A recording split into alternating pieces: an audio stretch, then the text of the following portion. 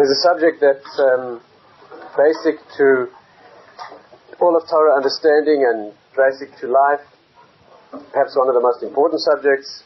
Hard to think of an area that is more critical to understand in terms of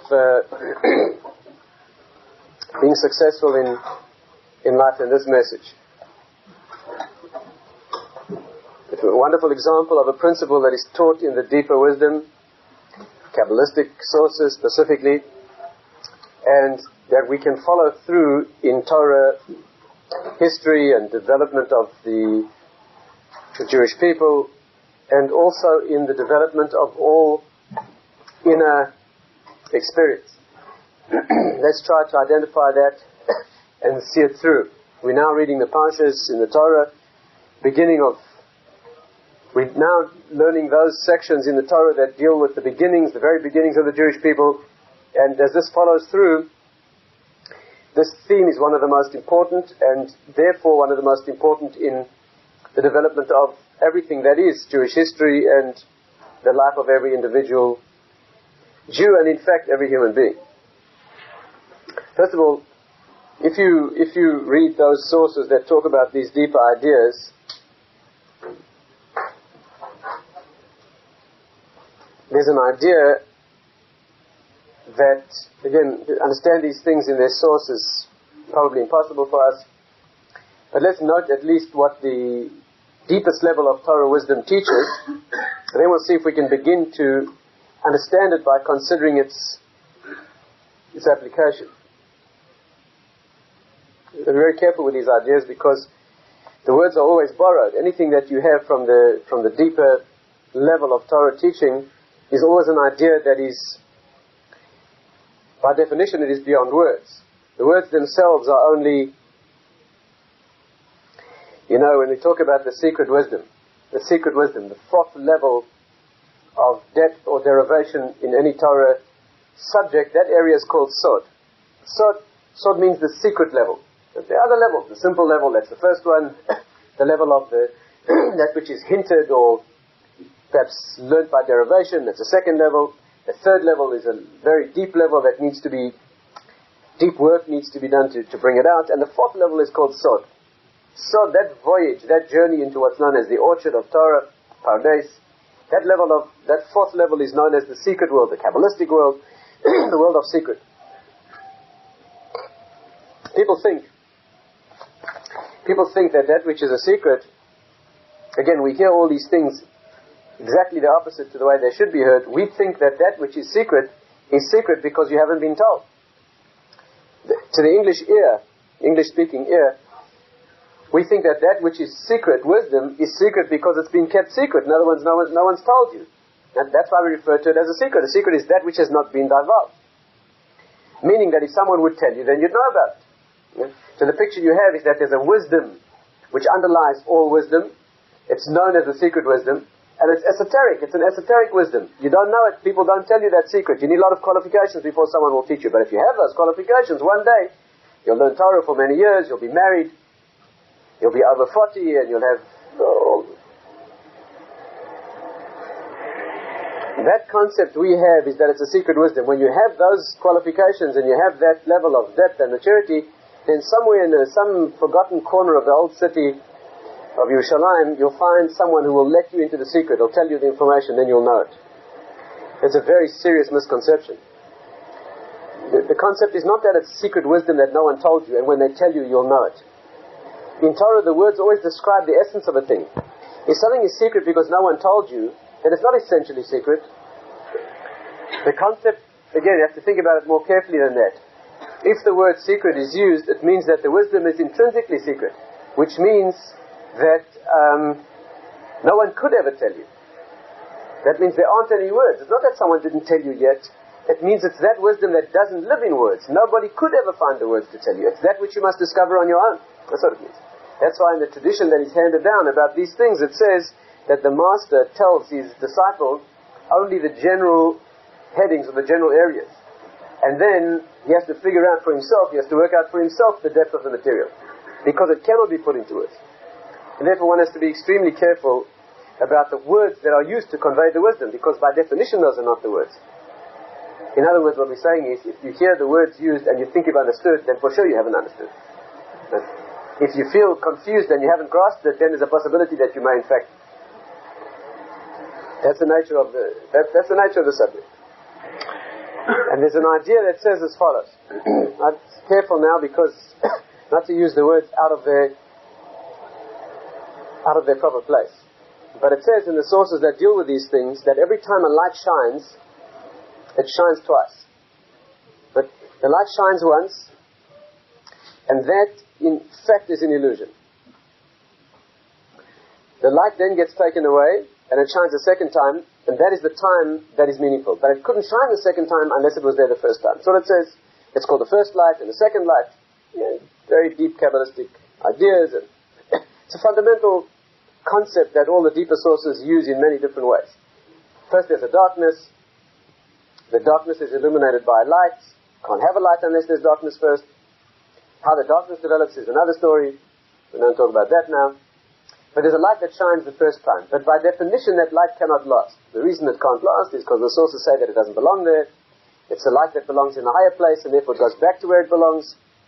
It leaves certain things behind. There's a lot of detailed information here. And then the second time the light shines, it's the light that belongs in this place. In fact, the function of the first light is to open up the place. And the second light shines in, and that's where it belongs. Now, a lot of detailed discussion in the sources that talk about these things, and the Kabbalists throughout the ages have worked with these concepts. But let's try to take the approach this evening of working out the application of this idea. And let's see how it fills itself out, how it applies throughout Torah history and Torah thinking, and see if we can bring it down to our own application in our own lives. Let's perhaps try to identify it. We've identified it in its pure source, in abstraction.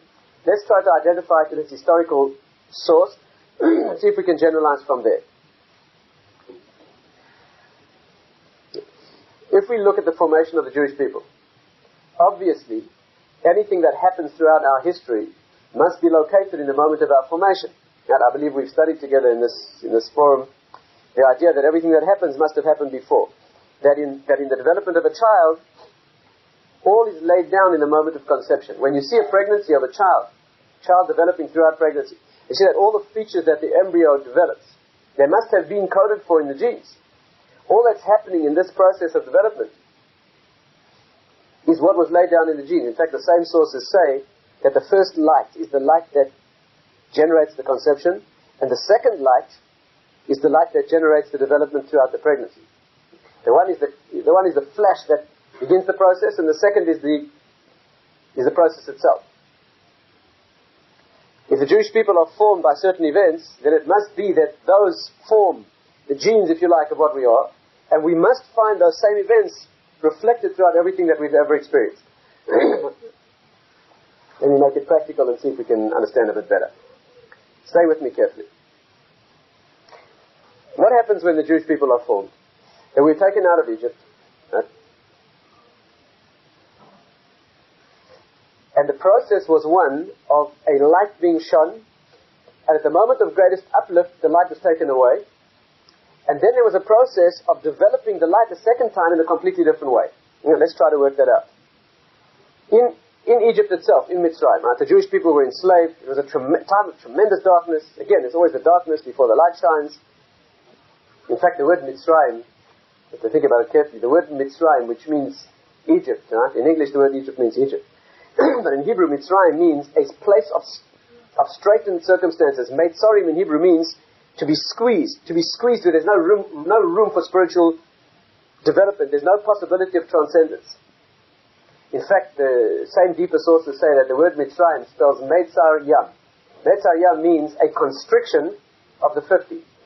50 in Hebrew is always that which denotes transcendence, right? There's 49 gates or 49 levels to the manifest or revealed world. The 50th is that which transcends them completely. Mitzrayim is the place in which the 50th, that means the spiritual development.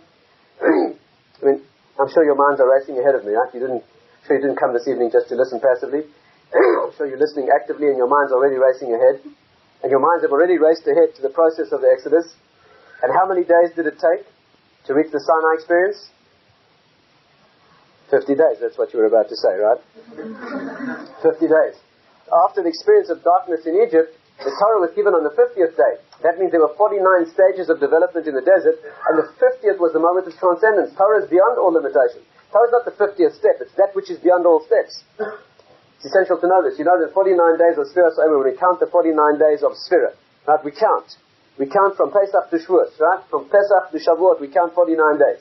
The Torah says count 50 days. Tisperu Chamishim Yom. The Torah says absolutely explicitly count 50 days. And nothing could be clearer. It's an absolutely explicit instruction. Count 50 days. And how do we do it? The first night we get up and we count, this is day 1. The second day we count, this is day 2. We obey the instruction literally.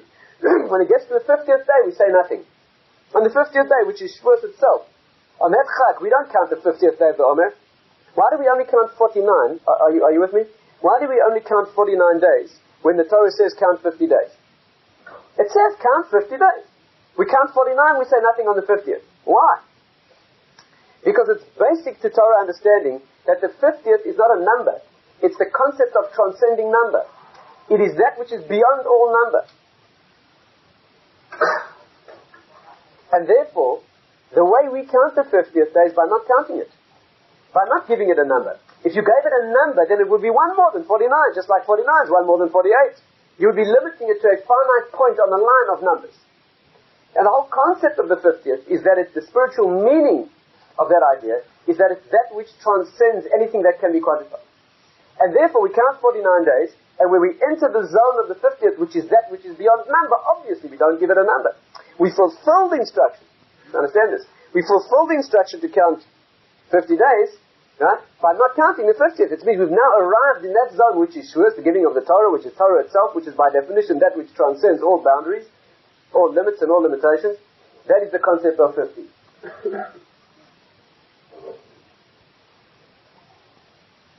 Now the word sea, the word for an ocean in Hebrew is Yam. Right? Yam, the ocean.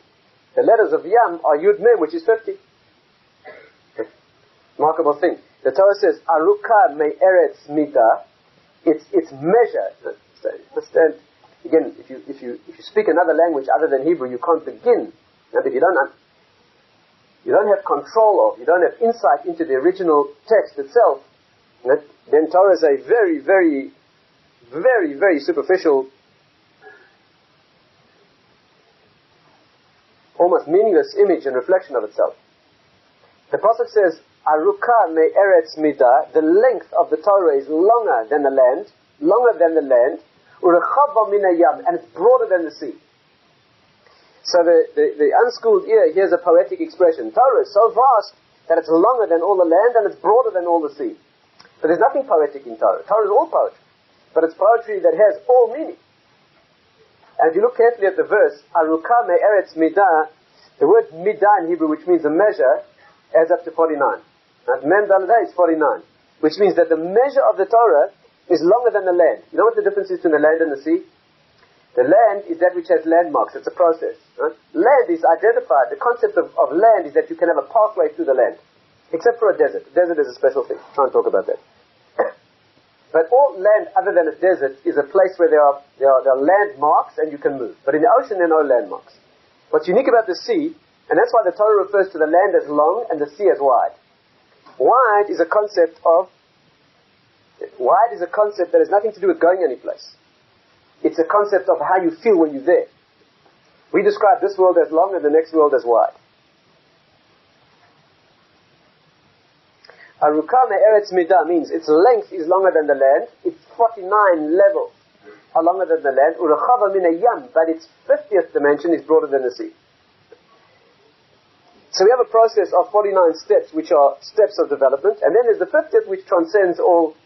Mitzrayim, you have to understand, Egypt is the place of constriction of the 50th. In that place, no spirituality is possible. It's so earthy, the Torah calls Mitzrayim Erva Sa'aretz. It means that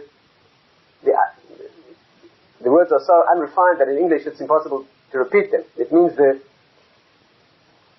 part of the world that is so corrupt and so steeped in sensual immorality that it's referred to as very, very blatant expression. That's what Egypt is referred to. It's a place of such sensual corruption and intensity that there's no possibility of spirituality. That's what Egypt is. And the Jewish people are enslaved in that world. That means they're caught in a world of such physicality that also any effort of spirituality is completely impossible. Right? And what happens there? That the spiritual world reveals itself.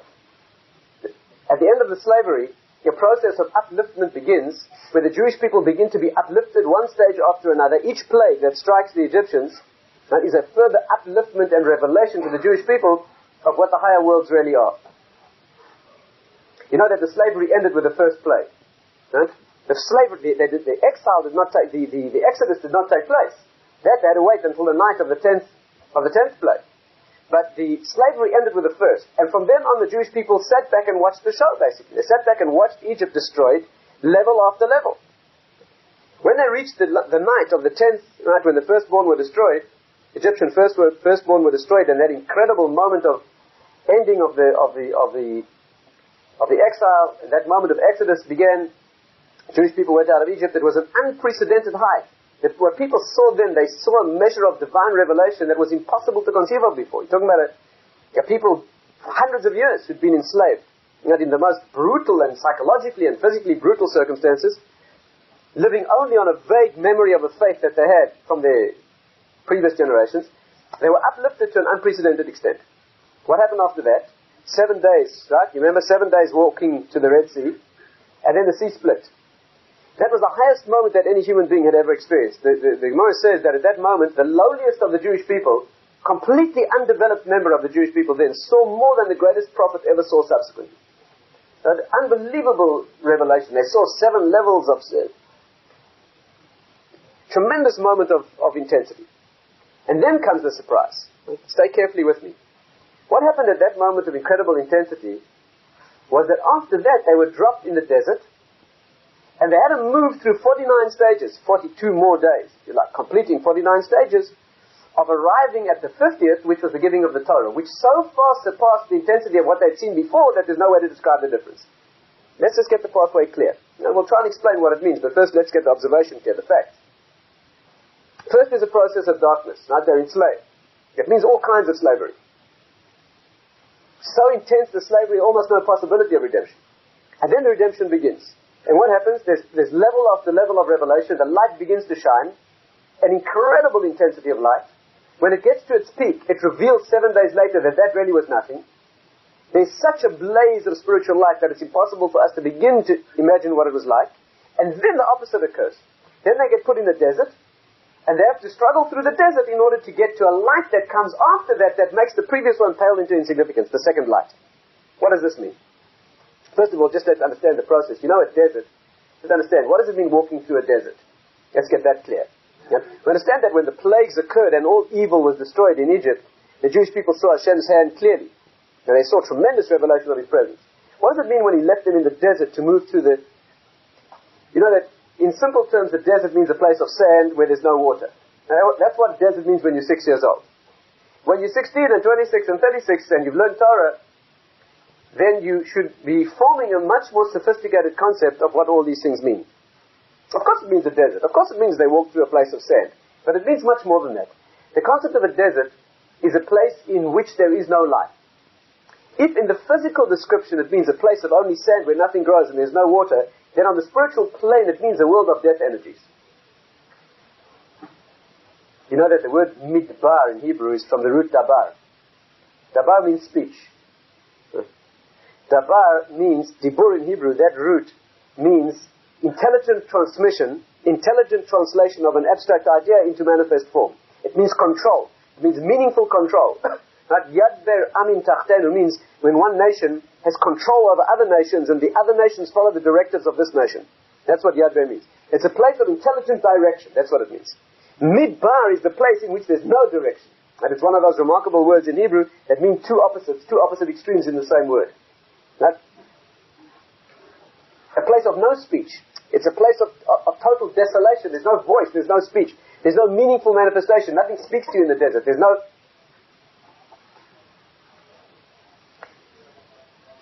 What happened then? They had to move through this desert dimension in order to get to Sinai. just to understand how deep this death energy in the desert is. Now, let's just spend a moment and understand that. You remember that later when the Jewish people had to go through the desert, not for 49 days, but because of their mistake, they had to spend 38 years, 40 years in the desert. You remember that they were tested 10 times with enormous ordeals, and we failed every one of those tests. Do you remember this? Anyone out there? When the Jewish people wandered in the desert, they were faced with 10 massive spiritual ordeals and failed all of them. What does this mean? The desert is a place of such intense death forces that all evil ranges itself against you in the desert. The Jewish people, you know what the idea was? The Jewish people were supposed to witness 10 plagues in Egypt for free and passively. That means they didn't do anything. All they did was sit back and watch how Hashem did it. He was destroying 10 levels of evil in Egypt. The idea was to then put us in the desert and throw all 10 levels of the world's evil at us and expect us to do what had been demonstrated before. Again, the first light took place in Egypt. Hashem said, watch this. You sit back and watch how it's done. 10 mystical spheres, if you like, of evil, right, were decontaminated, were destroyed, were purified in Egypt. Then he put us in the desert and said, I'm now going to give you the root of all those levels of evil, and this time you destroy them, because the world is yours to perfect. Right? That's our function here. The idea was that we had to go from the lowest point on earth, which is Mitzrayim, to the highest point on earth, which is Israel, Eretz Israel, the land of Israel. And on the way, we had to conquer the desert. The desert means all 10 levels of death and negativity, and we were supposed to perfect all 10 of those. Had we done that, the final result would have been Israel, messianic revelation, and perfection forever. And we failed all 10 of them. You have to understand that in Torah, every time 10 is mentioned, it's always the same 10. It's not accidental. 10 sayings that created the world, 10 ordeals that Abraham had to battle against, 10 commandments, right, that were the result of these 10. You have to understand, they're always so obvious. What was the 10th of the plagues? Destruction of the firstborn. What was the 10th of the ordeals of Abraham? Destroying his firstborn. I mean, you can't miss it. But they all parallel each other exactly, right? It's always the same points that are being, same points of reference. In fact, the Maharal says a beautiful thing, a fundamental thing to understand. You know that the plagues in Egypt proceeded in reverse order of the sayings of creation. You know that? Understand well. The concept is that in Egypt, the Egyptians had contaminated the spiritual world, right? It was a place of intense negativity, and therefore the purifying of that land had to take place on 10 levels. Hashem appeared in Egypt, and he knocked out all 10 levels that they had. The world is built on 10 sayings. What does it mean that Hashem created the world with 10 sayings? Right? The first saying was, Bereshis, in the beginning. The second was, let there be light. Now, 10 sayings create the world. The point of beginning, of firstness, then the light itself, and so on. Until you have 10 layers, 10 mystical spheres, if you like, 10 dimensions of creation. Since the Egyptians had destroyed the world entirely, they detoxified it, if you like, spiritually, so Hashem had to purify it on all 10 levels. That's why there were 10 plagues. The Maharal even points out that the 10 plagues went in reverse order of the sayings of creation. Why? Because the sayings of creation had built the world in its purity, and the Egyptians had contaminated. So there were 10, and that's why they went in reverse order. How do you create something? You start with infinite dimensionless center, right? Then you build a layer around that, and around, until finally you have your structure. But when you cleanse the thing that's been built, you must peel away the layers from the outside till you get back to the infinite center. And therefore the plagues went in reverse order. What was the first of the sayings of creation? Bereshis, in the beginning. What was the last of the 10 plagues? Destruction of the firstborn, the point of firstness, of first birth and first creation. What was the second of the sayings of creation? Let there be light. What was the second last of the plagues? The plague of darkness. The Maharal works through all, this is simple chumash. I mean, if you haven't learned this, if you didn't learn this at Cheder, then there's no hope for you. And the Maharal works through all 10 plagues and shows you how each of them is the exact reversal of that corresponding statement of the creation of the world. Why? To show you that the Egyptians had contaminated it all, and Hashem was purifying it all. And it was all for demonstrating what we were supposed to do when we got into the desert. Egypt was the world of contamination of Egypt, but the desert was the dimension of contamination of all of creation. What he did in a microcosm in Egypt was a demonstration so that we could get the idea, so that when we faced all those levels of death and destruction in the desert, which is what desert means, we could conquer all of them and build a world of perfection. So you have to understand that a desert is a place where all evil in the world is ranged against you. Now, if that's true, let's build our concept again. Okay, are we together so far? Yes? Not so sure. Not so sure. Let's try. With what we've learned now, let's go back to our base. Right? What do we have? Experience in Egypt in the ultimate and utter darkness. What happens? Incredible upliftment. Tremendous light that gets shone. Tremendous demonstration of purity. And as soon as the upliftment reached its peak and the Jewish people stood at the sea, and the sea split and they saw everything there was to see spiritually, then it all closes. Then they dropped in the desert, which is the ultimate depth and difficult dimension of difficulty, and Hashem says, now you do it yourself. And only after we got through that did we get to Sinai, which is the ultimate meeting with Hashem and the giving of the Torah forever. What is the pathway? Hear carefully. You hear this well. Life is built with two lights. The first light you get given for free, and just when you think it will never leave you, it gets very cruelly taken away and you get plunged into darkness. And only if you survive through the darkness does the second light shine on you. But you shine the second light. The first is only a demonstration of what it could be and what it should be. But you don't understand what it is. You haven't worked for it. You haven't done it. It's completely artificially done. It's incredible and stimulating and inspiring and marvelous when it happens. And it's so marvelous you think it'll never leave you. And as soon as you've grasped it, the moment you've grasped what it is, it gets taken away exactly then. The moment of cruelest disappointment. And it gets taken away. And then you're left in the darkness to make the light shine yourself. What's the reason? Because you have to make it happen yourself. You're not here for free gifts. The world is not a free lunch. The world's not a free experience. It's an experience of being put here to struggle through it yourself and making it happen. When you make it happen the second time, it is you. The first time it's a light that shines on you. The second time it's your glow. But how could you do it yourself if you weren't shown it first?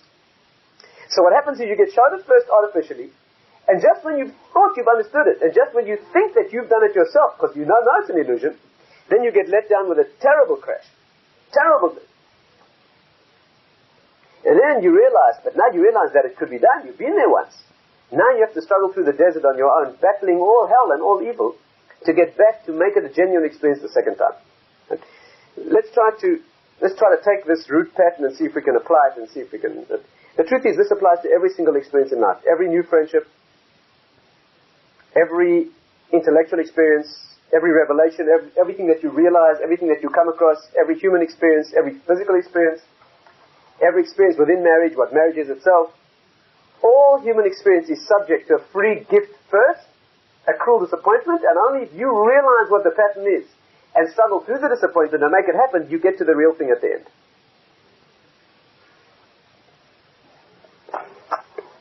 You know, even the body is built that way, you know that? Even your body is built in such a way that no inspiration or stimulation of the body ever lasts, you know? If you feel something, your nerve endings only feel it as you make contact. And then they adapt. Right? There's a tolerance an adaptation of tolerance, you can't feel it anymore, you have to do it again. If you smell something, you're only aware of it as it impinges on your sense. After it's been there for a while, you cannot detect it anymore. If you hear a sound, it's only when some aspect of the sound is new that you realize it's there. After it's been there for a while, you become completely desensitized. In fact, when the noise stops, you're surprised to realize that it was there. Your body's built in such a way that it has only sensitivity for a very brief instant. Right? And then it dulls into insensitivity. Men typify this perfectly. Women live in the second dimension. Women are stronger in the second light. Men are thrilled by the first light. That's what being a man is. That's what being a woman is. That needs more thought and more development. But nevertheless, that's the way the world is. The same sources who mention what I've been discussing till now, they say that you have to understand the going out of Egypt took place in Nisan, the month of Nisan. The time in the desert was Sivan, that's Iyar, the next month is Iyar, and the month of the giving of the Torah is Sivan. Right? What are those 3 months Kabbalistically? Nisan, first of all, you can't miss it. The word is Nissim. It means a month of miracles. Miracle is not something you do, it's something that you have demonstrated. In fact, the animal that is the zodiac, you know what the zodiac is of Nisan? It's the sheep. The zodiac sign of Nisan is the sheep. Right? Why? Because it's a passive animal that gets led. It has none of its own strength. Hashem took us out of Egypt. Passively, we were led out of Egypt. Iyar is the month of the ox, the bull, which is an animal of its own willful strength. That's what we developed in the desert. And Sivan, what is the sign? What's the zodiac of Sivan? Gemini, twins. You see what's happening? First there's the complete passivity, then there's the development of complete activity, and then there's the total harmony of twins. And that's what Sivan is. It's Hashem and us, the two Luchos, it's Moshe and Aaron, it's the Jewish people and the Torah. It's all the dualities that are in perfect harmony. Right? But the only way you can get to perfect harmony, a love situation between two equals, is where one does it entirely at first, and the other one then has to do it entirely, and then there's a perfect harmony. So all of life goes that way. All of life is an experience of newness, the thrill of newness, and just when you're maximally inspired by the thrill of newness, you get let down, and only if you have the courage and insight and tenacity to go through the period of darkness, can you get back to a real light at the end that then makes you realize that the first one was only a false experience. Now, if you don't know this message, your life is doomed. You're doomed to failure. You're doomed to a life of depression. You're doomed to a life of depression because every experience that inspires you will let you down. And you'll think you've been let down. You'll think you've married the wrong person. You'll think you've made friends with the wrong individual. You think you've taken the wrong profession. You'll think everything's wrong about your life. Because you don't realize that your life's designed to be that way. The inspiration of nothing lasts. Life is designed in such a way. Why is it designed that way? Let's understand. Let's think it through. You know, the best martial perhaps, when a father teaches his child to walk, father takes a little child, he's never taken a step before. Father takes the child by the hands and he lifts him to his feet. And the father takes a gentle step backwards and the child takes his first step. That's an incredible moment. Unbelievable moment. The child's walking. The little child is standing up on his feet. He's taken his first step. He's actually walking. It's a moment of tremendous exhilaration. But you have to hear well. Not only is he walking, but he cannot fall. Not only is he walking, but he cannot fall. His Abba's holding his hands. Right? And as he thrills to that experience and he exalts in this level that he's reached, Abba lets go. His father lets go. And that's the cruelest of disappointment. The child is standing there now in a terror of danger. Right? He's standing there. All that he can do is fall. The one whom he trusted has let him down. The one whom he trusted, the one who gave him this uplift, the one who's responsible for getting into the situation of tremendous inspiration and uplift is the very one who's let him down cruelly. The tremendous sense of betrayal, right, and terror and fear, and he has no other option, and that's when he takes his first step. And that's when he learns to walk. And when he takes his first step alone and learns to walk, he then realizes, only then can he realize, that in the moment of his father's abandonment was a greater love manifest than in the moment when his father held his hands. But there's no way that he could understand that when he was feeling abandoned. Only when he's been through that and realizes what it means, then he rushes into his father's arms, and then the tears of real equality are shed. But that's the way it goes. Couldn't learn to walk otherwise. Why does Hashem do that? Because if he never showed it to you, you wouldn't know that it could be done. You wouldn't know how to do it. So he does it for you first. That's a very cruel disillusionment. You think you're doing it. But it's not. You're not doing it. You're not at all doing it. You've never done it at all. It's being done for you. But you've been put into that situation, so now you can do it. At the moment of abandonment, when the darkness of the ordeal begins and you get left and let down and abandoned and you feel the terror of loneliness, only if you know that this is being done so that the real light will shine at the end can you survive that experience. Otherwise, nothing crueler than that. But a generation that's not been brought up with Torah knowledge doesn't know that. So every experience in life crumbles to dust. It's a complete disillusionment. The person who doesn't know this, life is an intense misery, a fearsome situation.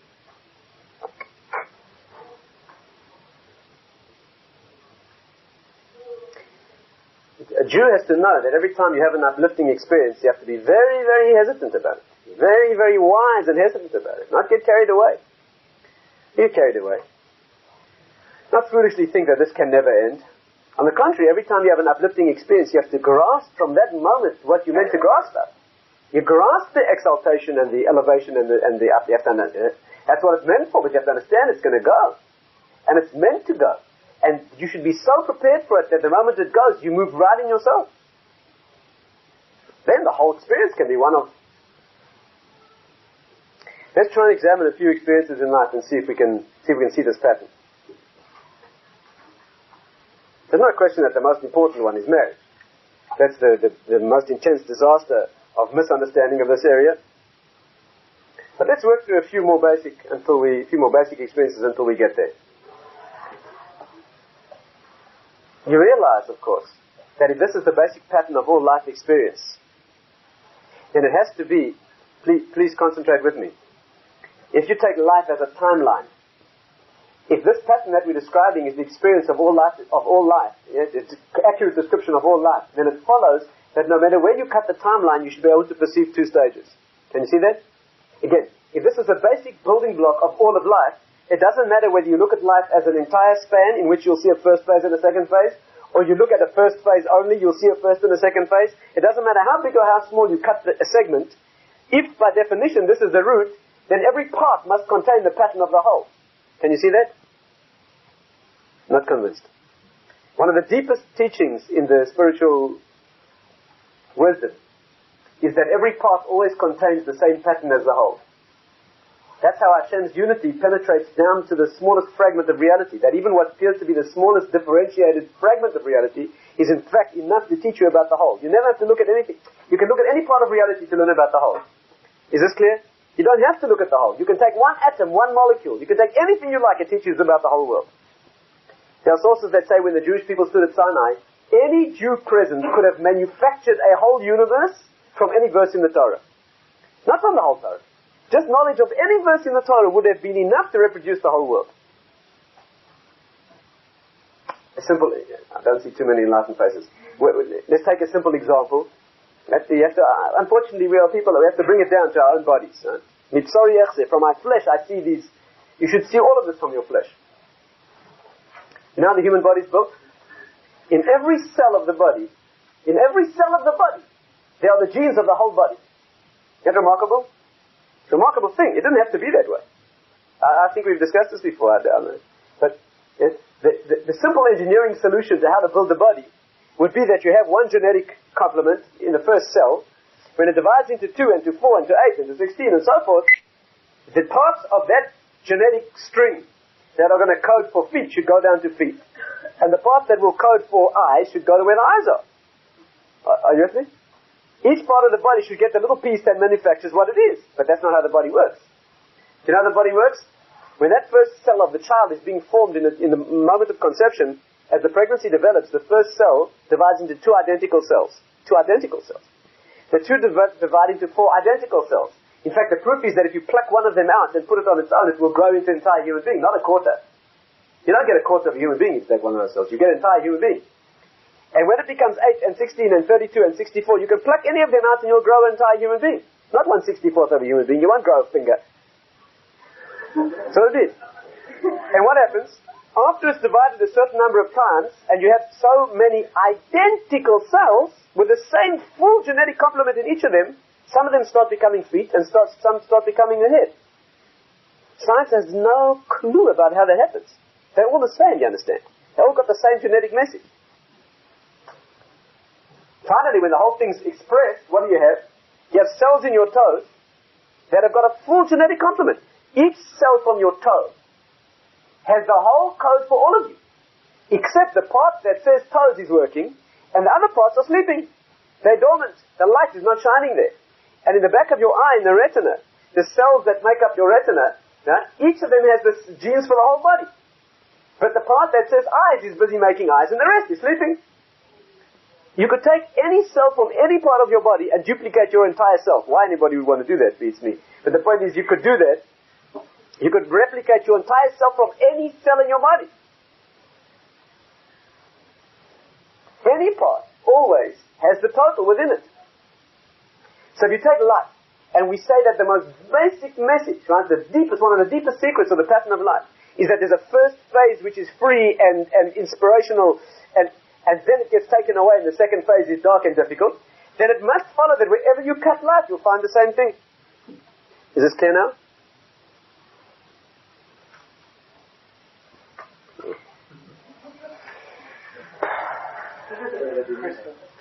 Yeah. So let's try and study it. Let's cut life into a few segments and see if we can identify it. First of all, take it at its broad scale for now. Life consists of a soul and the neshama that is in the higher world. Then it gets put into a body, right, and exists in the moment of conception, becomes a fetus, develops through pregnancy, is born, etc., and lives a life. Can you see the 2 phases? What is the first phase? And the neshama in the higher world, without a body, talk about inspiration. That is a neshama that's part of Hashem's light. That's completely unlimited. And then it gets shrunken into a body. Do you know what it says? It says the neshama cries and weeps and moans. It goes through the most intense torture. The moment it gets told that it's going to put into a body, it starts to cry. Because it's in the world of complete infinite expanse. Maximum expansion. And And Hashem says, I'm going to put you into a human body, a limited, finite body, and a body at that which has got its smells and it contains its own excrement and it's given to disintegration. It was a very, very constrained situation for a soul, for a neshama. But that's when it develops. It's only when it's put into a body with all its loneliness and all its challenge that it can become what it's supposed to become. Before, it's only potential energy. You know what the Medrash says? How the neshama grasps this transition? Hashem comes to the soul and says, I'm going to put you in a body. And the neshama starts weeping. The soul starts crying. Please don't do that to me. Let me stay with you.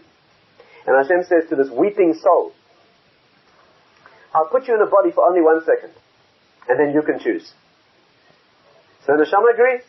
So Hashem takes the soul and puts it into a body. And then the soul says, don't kill me. And that's how you get born. That's the moment of transition. Let's try and cut it. Yes? Let's try and cut it a little bit more narrowly. Forget the world before this. Let's take pregnancy. Let's take the phase of pregnancy and birth and life. Can you see two phases? The child living as a fetus inside the mother is the first phase. The child that's born and lives a life in this world is the second. Why? You know what happens to a child? You know what the Gemara says? A child that within its mother's body, a fetus, right? An embryo developing within the mother, the uba, the fetus, is taught the whole Torah. Right?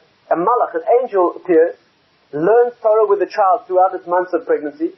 It says during that time a light is lit above its head, and it sees from one end of the world to the other. Right? There's a light that illuminates its head. And with this light it sees from one end of the world to the other. You have to understand, you have to listen carefully. Every word, all these things are... You know, when you wish to illuminate something so you can see it, you don't shine a light on the head, you shine a light on what you wish to see. Again, are you with me? You have to understand, when the sages use an analogy, right, every detail is perfect. You don't light a light above someone's head, yes, that shines on the head when you wish them to see something. You keep them in darkness and you shine light on the scene you wish them to see. When the Midrashim say that the light is lit on the head, it means that's where he sees it. You have to understand this. Anyway, the child sees the whole world, he learns the whole Torah, he knows everything he needs to know about the world. This little child knows the whole Torah. The sources say it means he knows his own Torah, he knows his own chelik in Torah, he knows what he has to be. He knows every detail of his life, every detail of all of his capacity and his potential. He knows the wisdom of every branch of knowledge. He knows everything that there is to know about the world and exactly where he fits in. He knows everything that there is. And Kevin should know that the moment that he's burned, Ba Malach, an angel comes, the Seisra Piv, strikes him on the mouth and he forgets all of his wisdom. And he's born a little newborn child who knows nothing about the world, he knows no Torah, is a completely unschooled child who knows nothing and has to spend a lifetime of struggling to gain any wisdom. Can you see the two phases? And the most obvious question is, why would an angel teach a child the whole Torah and then make him forget it? Why would Hashem detail an angel to teach a child the whole Torah? Teach him everything there is to know about all wisdoms, and then take it away? What's the point of teaching somebody something if you're then going to make him forget it? What does that mean? Can you see what it means? The Father's holding his hand, he lifts him up, and at the moment when it's all clear and all grasped, then the Father lets go.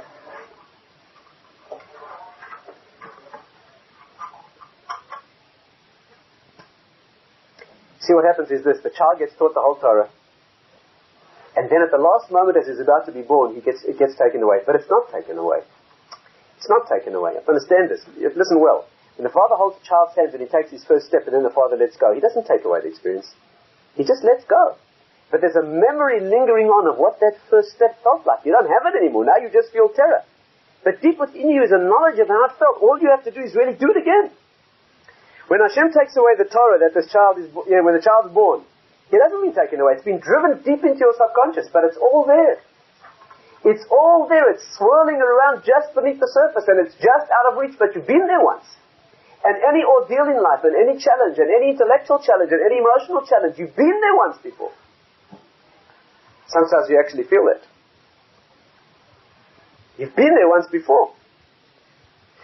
And therefore there's nothing too much for you. In fact, most times, many times in life, especially certain times bring it out more than others, you're actually aware that you're almost in touch. You have a very sure sense of it being there. When you learn something that's true spiritually, that touches you deeply, you do not have the experience that you're learning something. You have the experience that you're recognizing something that you knew already. You know why? You're recognizing it. It was there already. In fact, that's why you know it's true. How is it that certain things that you hear, you say, that's exactly the way it is? How do you know? If all information is neutral and it's being put into a neutral bag, then why does some pieces of information mean more to you than others? Why does some resonate with your inner being? Why? You know why? Because they're in there already. And when something true, and especially something that's true for you, especially something that touches on your own inner being and your path and your uniqueness in life, when that goes in and you hear that, you light up. You know why? Because the first light is responding to the second light. It's becoming the second light. There's a resonance that's set up, and that's how you know it's true, and that's how you know it's for you.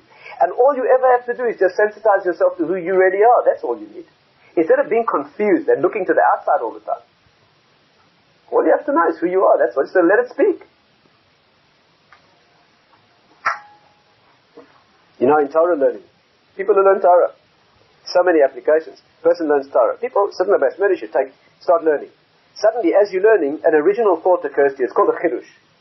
A chidush. You know the chidush is in Torah? Person's learning Talmudic material, Torah material, and suddenly you have a thought that's unique. Right? It's called a chidush. You see a new insight. And if you're a serious learner of Torah, you write it down. And some people are blessed with a lot of these. First, you write a book. You write a book of your chidushim in Torah, your own commentary on the Gemara. Right? What a chutzpah. What a chutzpah. You writing your own Torah? What are you talking about? Hashem is Torah, right? Our job is to learn what the Torah says. What do you mean you're writing your own? Your own original thoughts. Can you imagine the chutzpah? Not a chutzpah at all. It's not your own original thought. All that's happening is your learning has been resonating with the wisdom that was within, and it's been brought to the surface, that's all. You're not cooking up an arbitrary thought. The reason you know it's true and fits in with everything else you've learned, and it's an expression of your personality. And that's why most people have the same chidush. Each one comes through the flavor and the aspect of his own personality. You know, it says that no two prophets prophesy in the same style. Because each one is that the music that comes from a higher world, right, is resonating. You know, it says about prophecy, when the king called in one of the Nevi'im, one of the prophets, and he asked him to prophesy and tell him the future, he was in a tense state of mind. He couldn't prophesy. He was anxious and tense. But he had to do it for the king. So he called for music. In order to set up a certain harmony and resonance within his neshama. And when the music began playing, he was able to... But you know what the words are? Listen to these words. V'haya kenagain hamenagain. Do you know what that means in simple Hebrew? It means, and when the musician began playing, then he prophesied.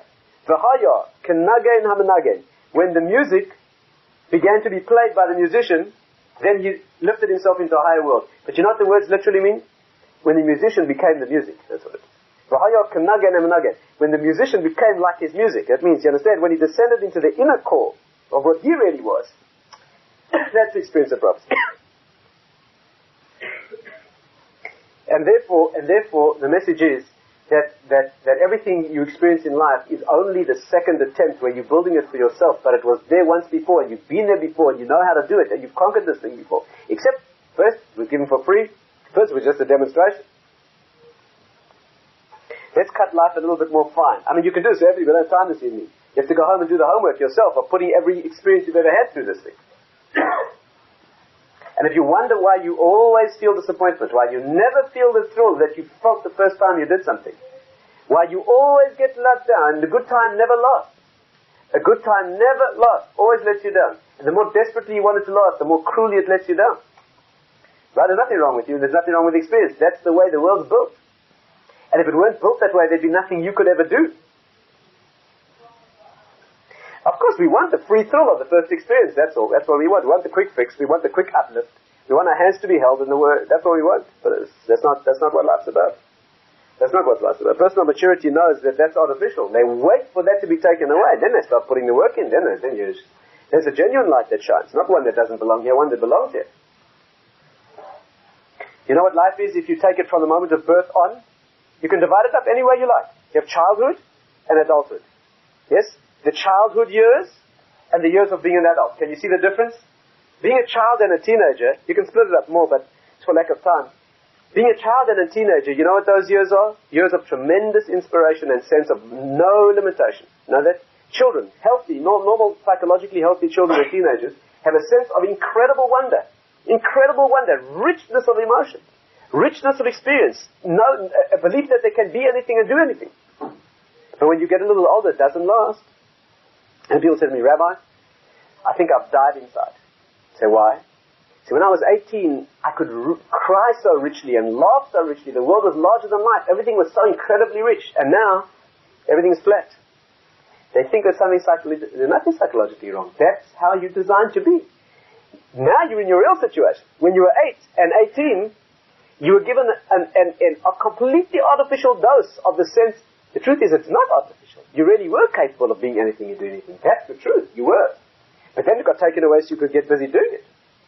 And most people get let down. That's what happens. Most people crash.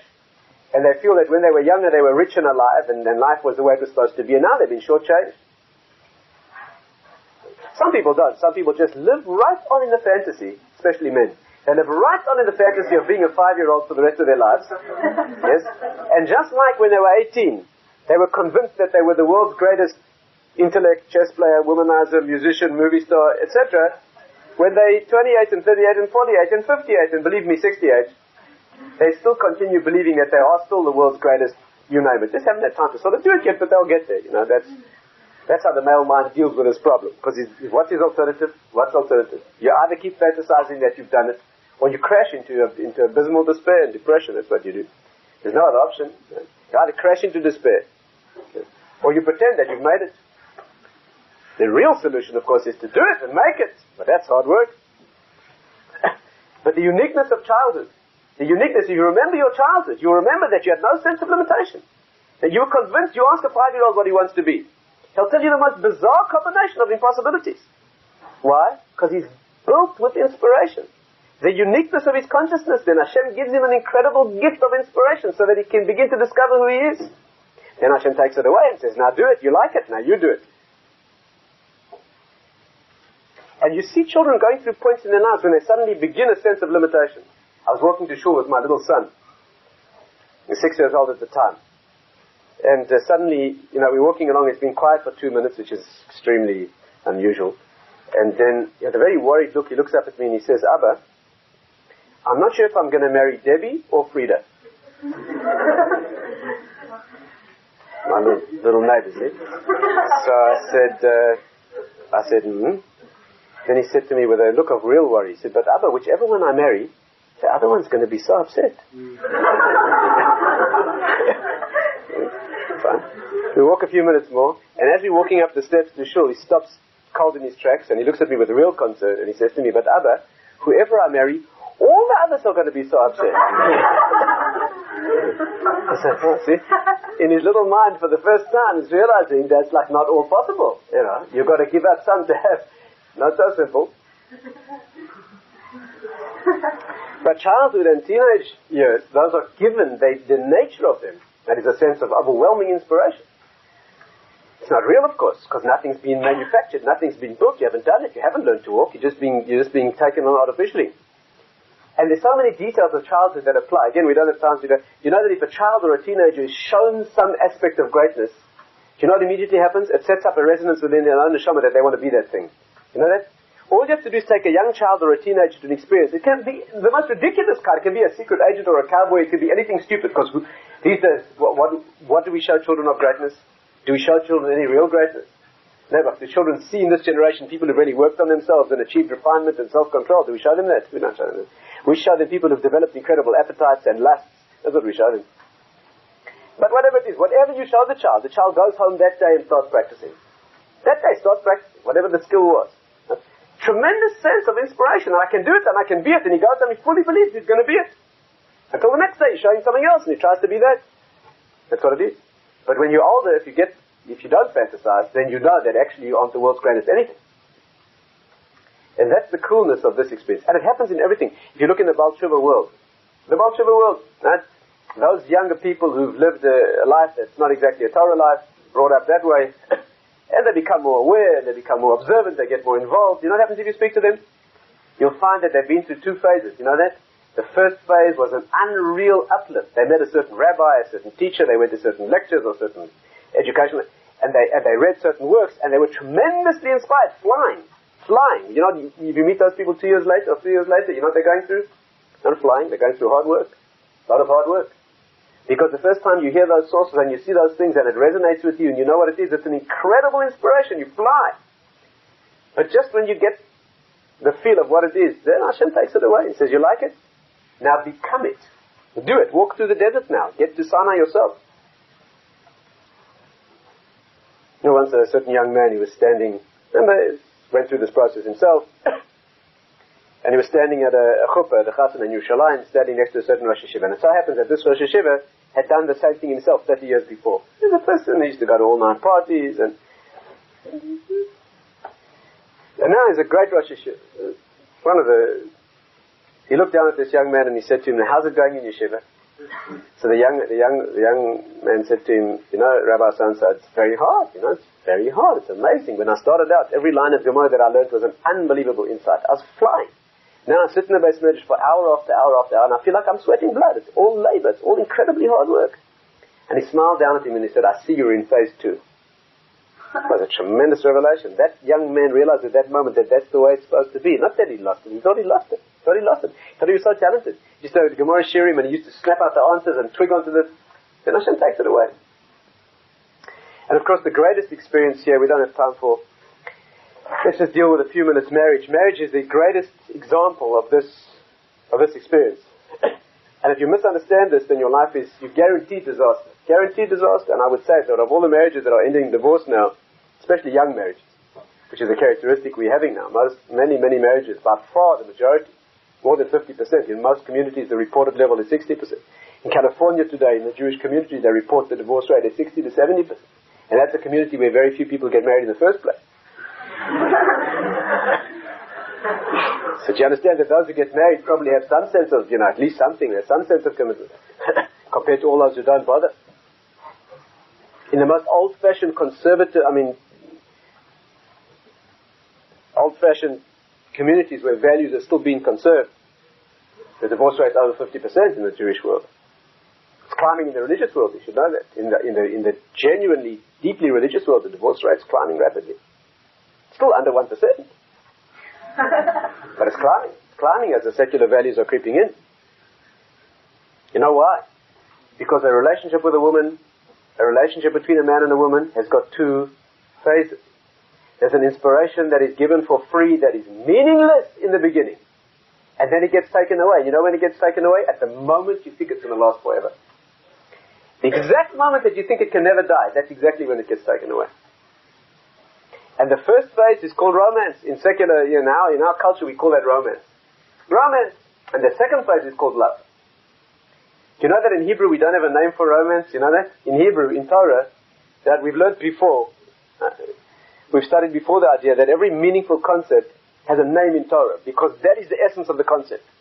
In Torah there's a word for love. You know what the word for love is in Hebrew? Ahava. And you know what the root is? Hav. You know what hav means? To give. Love means giving, that's what it is. We think love means taking. The person makes you feel good, you love him. When somebody makes you feel good, you don't love them, you love you. When somebody makes you feel good, right? Well, like when you say you love chicken, you don't love chicken, you wouldn't kill it if you loved chicken.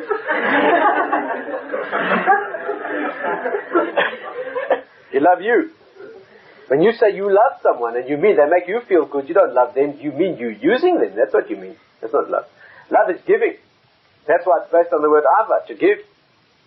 This is why parents always love their children more than the children love their parents. You know that? Parents always love their children more than the children love those parents. You know why? Because the giving goes in that direction. And you love where you give. And you love where you give yourself. And you love where you give yourself unselfishly and totally. That's where you love. Why and how it works is a long story and not for now. But that's where it is. You don't love where you get. You appreciate it a little bit, you might do it. Some peripheral aspects of love. But real love is where you give, not where you get. And we have a word for that. Ahava, that means love. But romance? What did you give? What did you give? What did you give to this person? You know what romance is? We don't have a word for it. You can't say that in Hebrew. You know that? You cannot say it. If you want to describe the emotion of romance, there's no word in Hebrew. You know why? Because it's a complete illusion. What happens? You're sitting in a room, and suddenly this creature walks in. And as you take a look, there's a very strong impression of certain kind of music that sort of wafts in on the wind. And from the other angle, there's some vague sort of bells that you hear.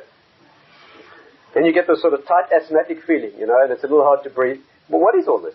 Now, what is all this? Well, that's not a real thing. That's complete illusion. You've been uplifted for complete, it's a complete ridiculous illusion. You didn't share anything. You don't even know this person.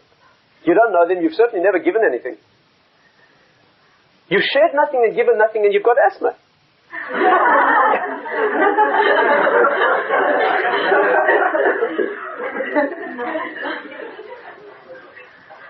See what's happening? There's an artificial experience that you're being. You know why you get given that artificial experience? It's just to get you involved, that's all. But it goes. You know when it goes? About 2.5 hours after you get married.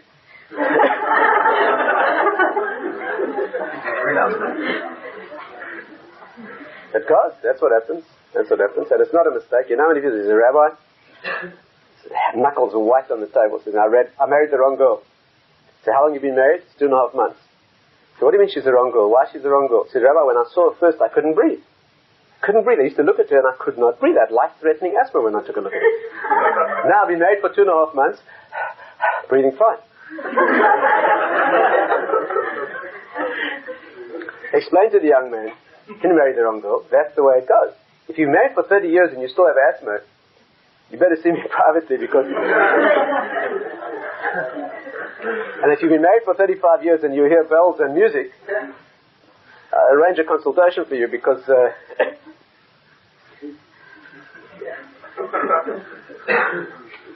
But you see, the Western culture in which we live is a culture of the quick fix and the quick thrill and the artificial uplift.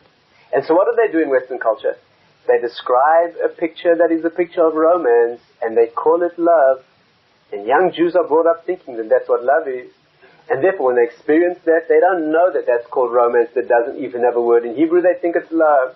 And so what happens is they get engaged in the experience, and just when it's at its peak and can never last, can never end, that's when it ends. It's a complete misinterpretation of the concept. But that's the Western education. Where in the West did they tell you, well, this feeling of romance that you have when you look at a woman, you know it's purely out of... You know what the height of romance is? You know what the absolute apex and epitome of romance is? Love at first sight. Can you hear the paradox? That's what they call it. The time they use the word love, they call it romance. It's called love at first sight. But that's a contradiction in terms. You can't love at first sight. Love at first sight means all you can possibly see is the exterior. All you can possibly see, but no knowledge of this person. Love at first sight, that's the climax. That's the highest form. But how can anything survive after that? And that's the culture. And how do they teach it to you? She's taking this Caribbean cruise. I know you've never read anything like this, so I'll just tell you what it says. She's taking this Caribbean cruise, yes? And as she comes up on deck, there she sees standing at the rail this creature in a starched white uniform with a little cleft in his chin, a few blonde curls blowing in the breeze. There's this music wafting in over the waves. The music gets stronger, and 2 pages later, the book ends. You know why? Because 35 years later, when she comes up on deck, he's lucky if she doesn't heave him overboard.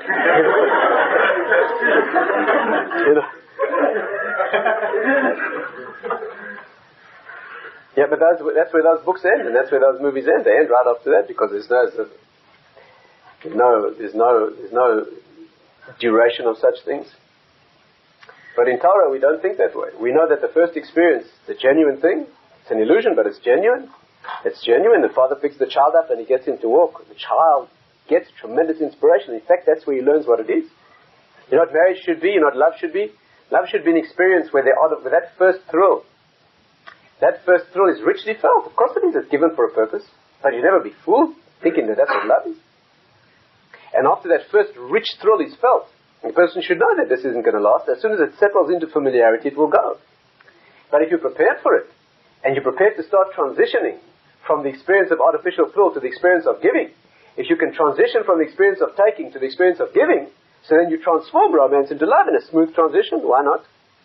And the third phase is what happens after 35 years of marriage, of giving to each other, 2 people living together for 35 years, thinking only of how they could make the other one happy. So there's a blissful existence for both people. Then the 2 of them melt into each other in a tremendous identity. Tremendous identity where the 2 have become one. First time I arrived in a community in Israel, I was taking a walk through the community with a family doctor. And as we walked past a very old couple, elderly couple, mean through the war together, many, many things, they were sitting in the sun on a bench together. as we passed them, he said to me quietly, you know, the first time I met those people, they came into my surgery one day. The woman had a wound, ulcer on her leg.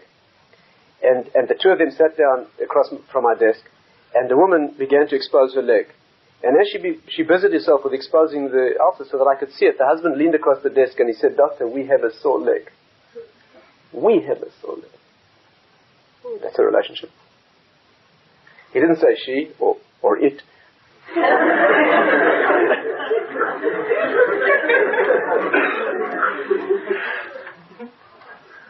So what have we learned this evening? We've learned that life is based on two phases. There's a first light that shines. It's a light that shines. It doesn't belong where it's shining. It's going to be taken away because it doesn't belong there. It's a very high light. It's a tremendously high light. In fact, it's so high that it belongs in a higher place. Now what you can learn from that emotion when you meet someone new, the start of a friendship or a relationship, a genuine relationship, it's tremendous inspiration. It comes from another world. It's another world. The illusion in it is that it looks like it belongs here and it will never go away. That's a complete illusion, but it's a wonderful thing. It's a marvelous thing. It's a light that, according to the deeper wisdom, lives in a higher place, and it's a gift that it gets given here. It's a completely unreal thing. Tremendous inspiration. It's an uplift into another dimension. That's what it is. But it's not the point. The point of it is only to show you what you can be, and then it gets taken away. Rav Miller always says, imagine you could live for one day. Imagine you could live for one day as the person that you would be if you worked on yourself intensely for 20 years. Imagine you worked on your personality and you refined yourself and you built your intellect and you learned Torah with tremendous intensity and you built yourself with absolute maximum intensity for 20 years. Right now, imagine they let you live like that for one day and then they took it away. How would you feel? You're tremendously let down to have it taken away, but imagine the inspiration. Imagine the knowledge. Imagine what energy you'd have from having seen what you could be. Then you'd have to work for 20 years to get there. But that's what Pesach is. The first night of Pesach, when Hashem took us out of Mitzrayim, the Kabbalistic sources say on the first night of Pesach, you can have whatever you want. You know that? Whatever you want. You can leap to any level you want for free. Given, it's a gift. Then you have to start working on it. Then you've got 50 days to make sure that it's real. You can leap. There are no limits. Fly now, pay later. That's what it is. You can fly, then you pay. First you fly, then you've got to build it, maintain the level. That's the hard work. And therefore, that's the message. We are not feeling, when we let down, when the inspiration of a new experience leaves us, we're not feeling that it's a failure. Then we move on to a new inspiration and a new one and a new fix. That's not what we're doing. When the inspiration of a new experience leaves us, that's when we get busy working so that we can make sure that the second experience will be genuine and that the first light will shine and glow and become eventually the second light. Thank you.